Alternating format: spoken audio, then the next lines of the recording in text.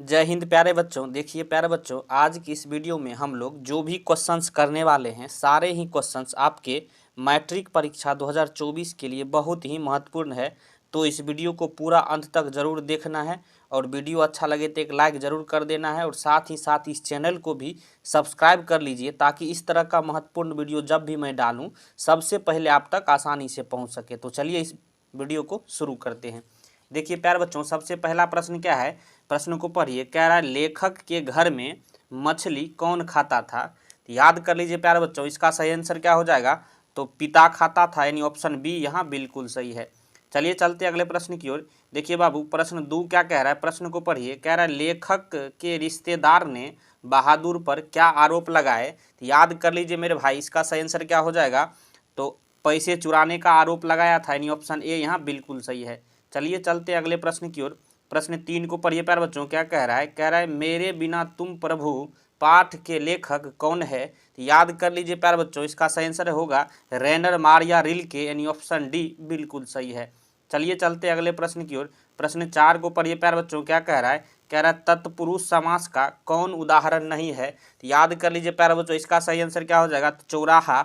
चौराहा जो है तत्पुरुष समास का उदाहरण नहीं है, यानी ऑप्शन डी बिल्कुल सही है। चलिए चलते हैं अगले प्रश्न की ओर। देखिए बाबू, प्रश्न 5 को पढ़िए। कह रहा है कि अवयवी भाव समास में कौन पद प्रधान होता है। तो याद कर लीजिए, इसका सही आंसर पूर्व होगा, यानी ऑप्शन ए यहाँ बिल्कुल सही है।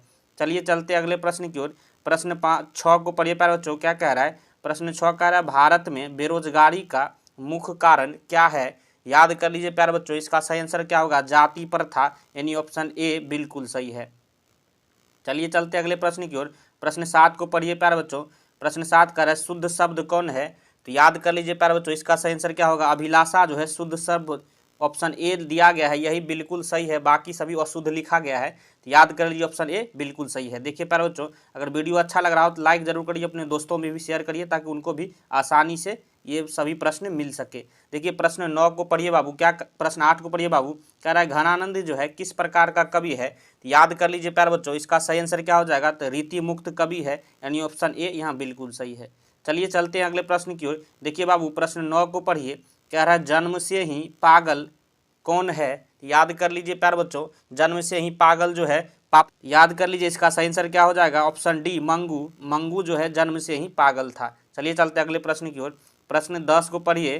देखिए बाबू, क्या कह रहा है प्रश्न, कह रहा है लेखक को मछली खाने से किसने मना किया। तो याद कर लीजिए इसका सही आंसर क्या हो जाएगा, याद कर लीजिए इसका सही आंसर क्या हो जाएगा, माँ, यानी ऑप्शन बी बिल्कुल सही है। चलिए चलते अगले प्रश्न की ओर। प्रश्न 11 को पढ़िए। क्या कह रहा है, देखिए प्यारे बच्चों, प्रश्न 11 कह रहा है कि पंडित बिरजू महाराज कितने साल के थे तभी उनके पिता का देहावसान हो गया, मतलब उनके पिताजी की मृत्यु होगी। याद कर लीजिए इसका सही आंसर क्या हो जाएगा प्यारे बच्चों, तो ये 9.5 वर्ष का था, यानी ऑप्शन ए यहाँ बिल्कुल सही है। चलिए चलते अगले प्रश्न की ओर।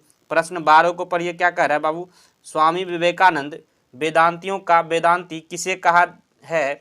स्वामी विवेकानंद ने जो है वेदांतियों का वेदांती किसे कहा है प्यारे बच्चों, तो इसका याद कर लीजिए आंसर क्या हो जाएगा, मैक्स मूलर को, यानी ऑप्शन सी बिल्कुल सही है। चलिए चलते अगले प्रश्न की ओर।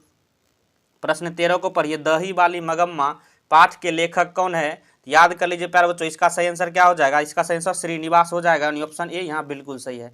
चलिए चलते अगले प्रश्न की ओर। प्रश्न 14 को पढ़िए बाबू। क्या रहा है स्वर संधि का उदाहरण कौन सा है। याद कर लीजिए बाबू, इसका सही आंसर क्या हो जाएगा, बधु बधुत्सव, यानी ऑप्शन सी बिल्कुल सही है, बधुत्सव जो है इसका बिल्कुल सही हो जाएगा। चलिए चलते अगले प्रश्न की ओर। प्रश्न 15 को पढ़िए। कह रहा ललित निबंध है, ललित निबंध किसका है प्यारे बच्चों, तो याद कर लीजिए नाखून क्यों बढ़ते हैं, इसका है, यानी ऑप्शन बी बिल्कुल सही है। चलिए चलते अगले प्रश्न की ओर। प्रश्न जो है 16 का नौबत खाने में इबादत पाठ के केंद्र में कौन है। याद कर लीजिए प्यारे बच्चों, इसका सही आंसर क्या हो जाएगा, बिस्मिल्लाह खां, यानी ऑप्शन बी बिल्कुल सही है। चलिए चलते अगले प्रश्न की ओर। प्रश्न 17 कह रहा है कि सर्वनाम का भेद है, इनमें से सर्वनाम का भेद कौन सा है प्यारे बच्चों। याद कर लीजिए इसका सही आंसर क्या होगा, संबंधवाचक, यानी ऑप्शन ए यहाँ बिल्कुल सही है। चलिए चलते अगले प्रश्न की ओर। प्रश्न 18 को पढ़िए प्यारे बच्चों। क्या कह रहा है कि 3 बेटे की माँ है, इनमें से कौन 3 बेटे की माँ है प्यारे बच्चों। याद कर लीजिए इसका सही आंसर क्या होगा, सीता, यानी ऑप्शन बी बिल्कुल सही है। चलिए चलते हैं अगले प्रश्न की ओर। प्रश्न जो है 19 को पढ़िए प्यारे बच्चे। क्या कह रहा है कि निम्नलिखित में सर्वनाम कौन है? याद कर लीजिए, इसका सही आंसर क्या होगा? वह जो दिया है यही ऑप्शन ए बिल्कुल सही हो जाएगा, वही सर्वनाम है। आगे हम लोग चल रहे हैं, देखिए बाबू प्रश्न 20 को पढ़िए। कह रहा है रामधारी सिंह दिनकर का रचित पाठ है।